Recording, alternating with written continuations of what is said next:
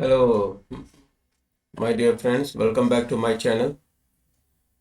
आज आज के इस वीडियो में मैं numpy एरे को ही कंटिन्यू कर रहा हूँ और इसमें हम लोग attributes of numpy array and the functions of the numpy array इसको हम लोग प्रैक्टिकली समझेंगे। ठीक है, तो देखो पहले से मैंने यहाँ पे एक प्रैक्टिकल बना कर रखा हुआ है यहाँ पे।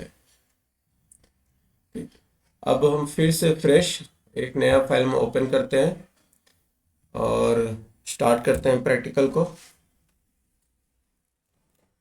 तो numpy में जो एट्रीब्यूट्स को हम लोग यूज़ करते हैं इसमें पहला है ndim। ndim, ठीक है।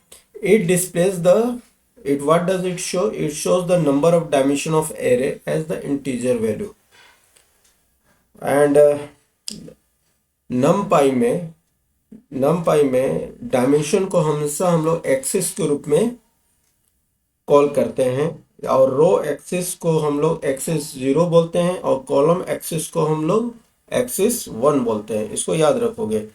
2D में 2 डायमेंशनल एरे में हमेशा 2 एक्सेस होते हैं और total number of axes in an array is called rank बोलते हैं हम लोग इसको।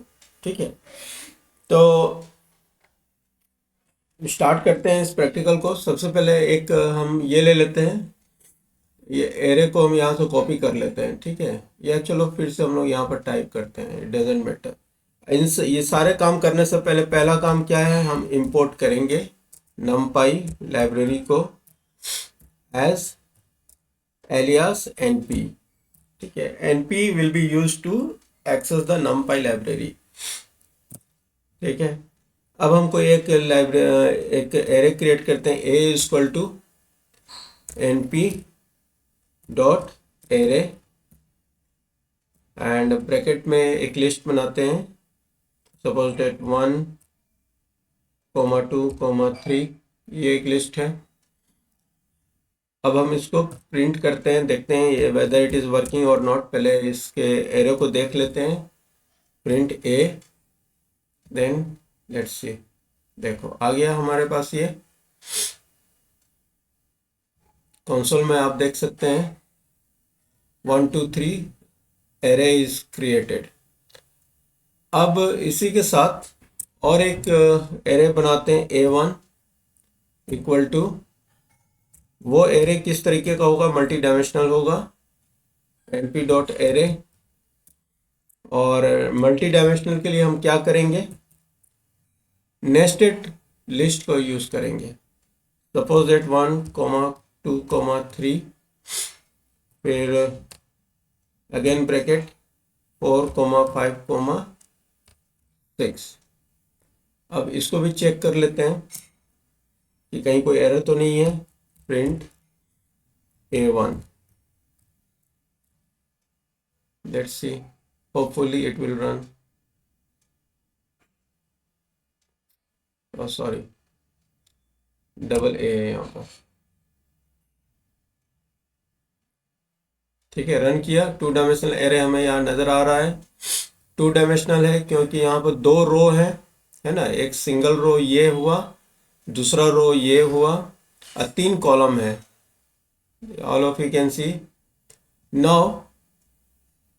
अब इसी में हम कुछ एट्रीब्यूट्स को यूज करते हैं। किसको यूज करते हैं, एट्रीब्यूट्स। ठीक है, attributes actually it shows the properties of array, है ना। It is not like a function but it's कुछ एरे के कुछ प्रॉपर्टीज को ये शो करेगा। तो वो एरे किस तरह का है, 1 डायमेंशनल है, कितने साइज का है, क्या उसका शेप है, ये सारा चीज़ें हम जान पाएंगे एट्रीब्यूट्स के through.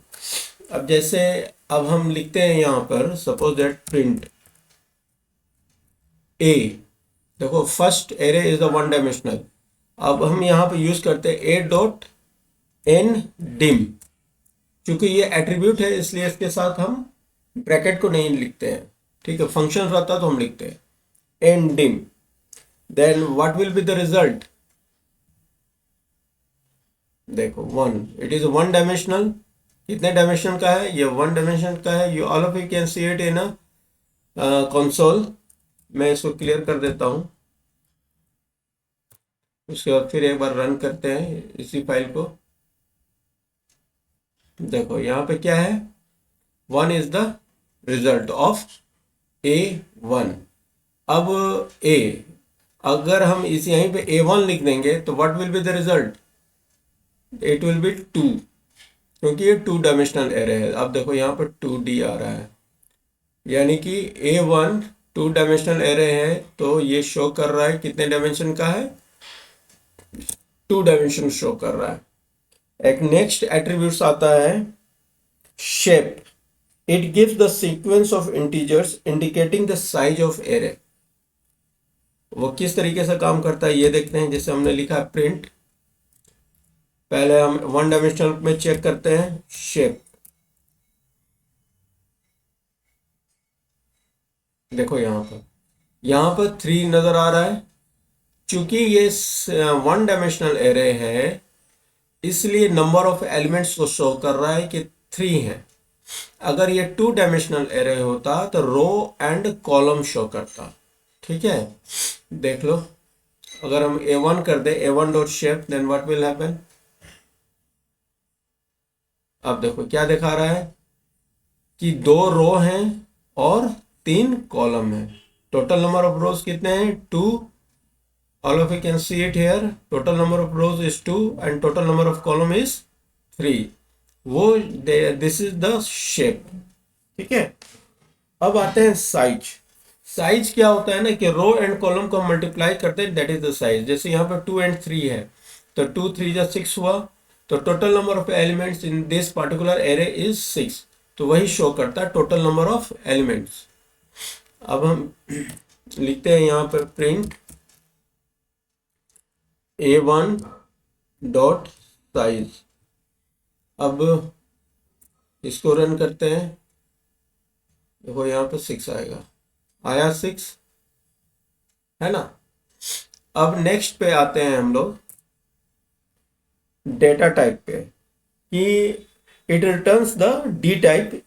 Actually it returns the data type of the elements of array. Particular array में जो एलिमेंट्स है किस तरीके के डाटा टाइप वो हैं, है ना। तो इसके लिए हम लोग क्या लिखते हैं? Suppose it print A1 dot D type, DTYPE। अब इसका रिजल्ट देखो, इंटीजर 32 है ना। किस प्रकार का डाटा टाइप है? इंटीजर टाइप है, और ये 32 बिट हर एक एलिमेंट इसका ऑक्युपाई करता है। अब नेक्स्ट आते हैं आइटम साइज पे। आइटम साइज क्या है ना, जैसे डी टाइप से हमें डाटा टाइप मिला, अभी जैसे मैंने बोला कि ये 32 बिट ऑक्युपाई करता है, तो ये कितने बाइट्स ऑक्युपाई करता है ये शो करता है आइटम साइज। जैसे print A1 dot item size. ठीक है, item size will show the size of elements in bytes. याद रखिएगा, बाइट्स में। अब इसको प्रिंट कीजिए। देखो, चूंकि देखो 4 आ रहा है। 4 क्यों आ रहा है? क्योंकि पहले हमने डी टाइप से पता किया कि इंटीजर डाटा टाइप है, साथ में 32 लिखा हुआ। What does it mean? 32 bits it occupies. 32 bit को अगर हम बाइट में कन्वर्ट करेंगे तो 4 बाइट्स आएगा, है ना, क्योंकि हर बाइट्स पे 8 बिट्स होते हैं। ठीक है, तो 8 से डिवाइड करेंगे, 32 को 8 से डिवाइड करेंगे तो 4 आएगा, यानी 4 bytes each element occupies in this array. ठीक है, यहां तक समझ में आया? ये एट्रीब्यूट्स हुए सारे। अब कुछ अदर तरीके होते हैं, ये क्या बोलते हैं इसको, एरे को क्रिएट करने के।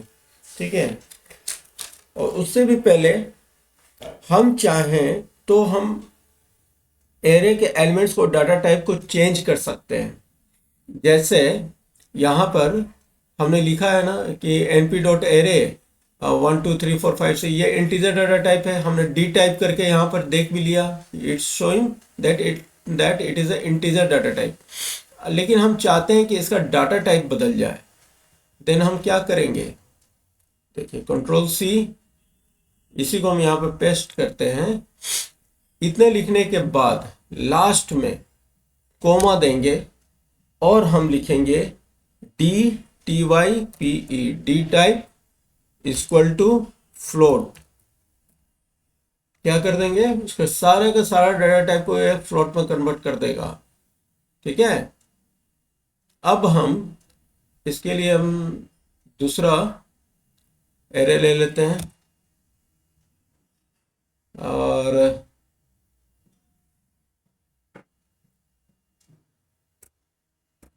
इसको A1 A2 A2 कर देते हैं। ठीक है, अब हम आते हैं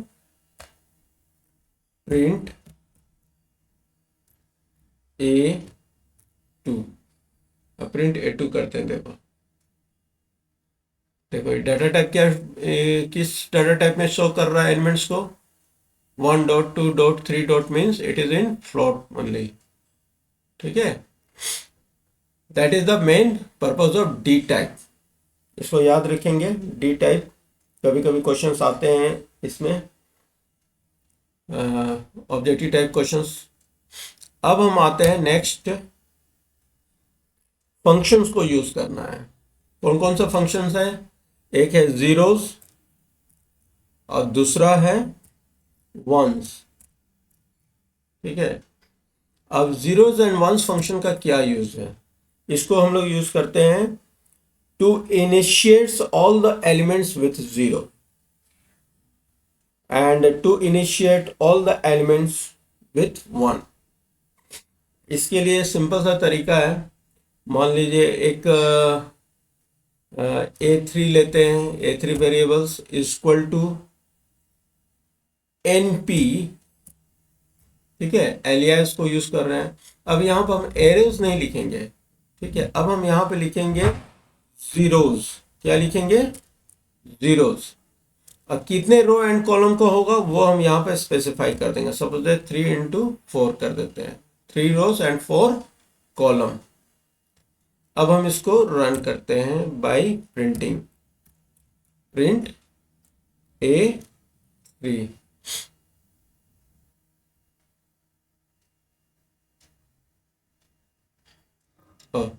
अच्छा, इन दोनों चीजों में एक चीज को हमेशा ध्यान रखोगे, इन दो फंक्शन में हमेशा हम यहां पर डबल ब्रैकेट देंगे। ठीक है, आया 3 rows 1 rows 2 rows and this one is the third rows. अब उसी तरीके से एक और वेरिएबल लेते हैं और हम लिखते हैं np डॉट वंस। देखो स्पेलिंग हमेशा याद रखना चाहिए, ONES लगेगा, जीरोज में ZEROS लगेगा। ठीक है, अब हम यहाँ पर वंस है, देखो डबल ब्रैकेट, इसको भी याद रखेंगे आप लोग। मान लीजिए 4 दे रहे हैं, 4 रोज 4 कॉलम, और प्रिंट A4 करते हैं, प्रिंट A4। ठीक है, अब इसका रिजल्ट देखते हैं। देखो आया 4 rows, all of you can see that it is total number of rows are 4 and total number of column is 4 as it is a represent हुआ। अब एक फंक्शन को यूज करते हैं अरेंज। रेंज फंक्शन आपने यूज किया था, है ना। अगर कोई इंटीग्रल वैल्यू से हमें लंबा कोई एरे क्रिएट करना है तब हम लोग अरेंज को यूज करते हैं। पहले रेंज हम लोग यूज करते थे, उसी तरह से अरेंज है ना। तो we can create an array with the numbers in a given range by using the arange function and it is similar to range function. जैसे एक एरे हम क्रिएट करते हैं, suppose that A5 equal to, अब यहां पर हम लिखेंगे क्या, क्या एरेज लिखेंगे, नहीं अरेंज लिखेंगे, ARANGE। और यहाँ पर हम मान लो सपोज दैट 5 देते हैं। ठीक है, और इसको प्रिंट करते हैं।